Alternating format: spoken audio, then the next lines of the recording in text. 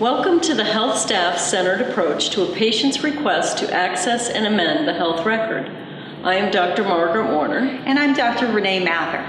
The purpose of this series is to unite patients and providers with a unified approach to battle disease and promote health. With this series, we focus on a patient's right to request to access and amend the health record. We foster a healthy relationship with patients and their medical providers, so to achieve a partnership in healthcare. In preparation for a digital age, laws were written years ago, giving patients the right to read and amend their health records. While technology has advanced, the patient-provider relationship has been strained. Doctors have been overburdened with regulatory red tape, making it more difficult for patient-centered care. This educational series offers solutions.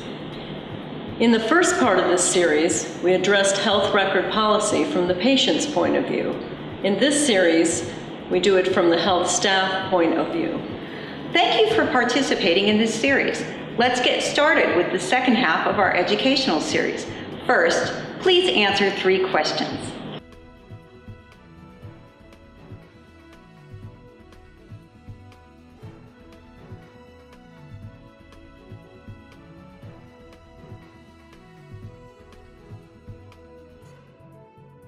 Doctors are about to become the scapegoat of our healthcare system. And here's the ammunition. Patients are known to have 3 concerns when they visit the doctor, but are interrupted by the doctor within the first 12 seconds of talking. Once interrupted, there is only a 1 in 52 chance of returning to all of the 3 concerns. When health records are reviewed, documentation fails to fully elicit why the patient came to see the doctor 77% of the time. This makes doctors look horrible. It makes us look like we are uncaring, without compassion, with little interest in our patients, and with little capacity for empathy. Our organization defends the practice of medicine. We will offer you a process by which to accommodate newfound patient rights to view and contribute to the health record. We will also show you how to use the law to guide you and your patients into a partnership in health. We believe that by working with our patients, in accordance with federal law, we can improve the healthcare system in this country, improve patient care, and restore our ability to practice medicine. As mentioned in our patient-centered part of the series, the United States ranks poorly compared to the rest of the world in respects to healthcare quality, cost, and satisfaction. When compared with other countries similar to our own, with a long list of quality measures, we rank last.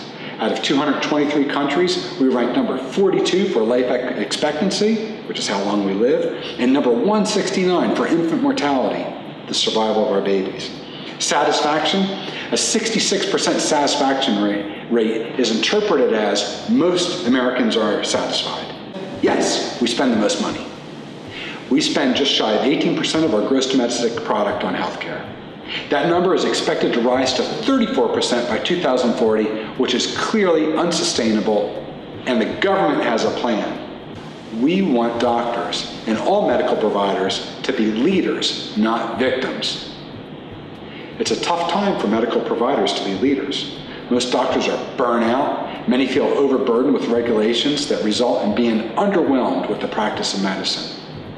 The average doctor has completed education to at least the 23rd grade. Everyone in healthcare is told to practice at the top of their licensure, yet doctors today spend most of their time at the bottom of their licensure as a data entry clerk or a stenographer.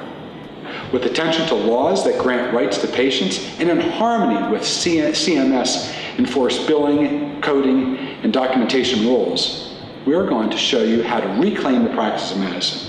We're going to show you how to better understand your patients, and we have a written plan. Welcome to the health staff-centered part of our series on how to accommodate a patient's request to access and amend the health record.